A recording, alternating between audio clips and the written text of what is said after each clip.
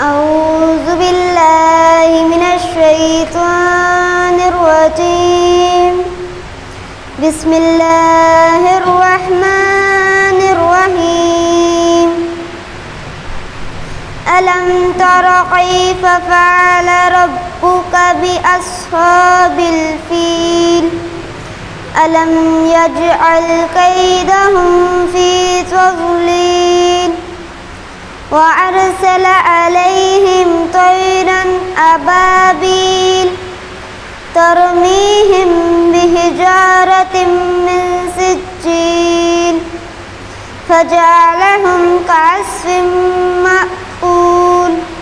صدق الله العظيم.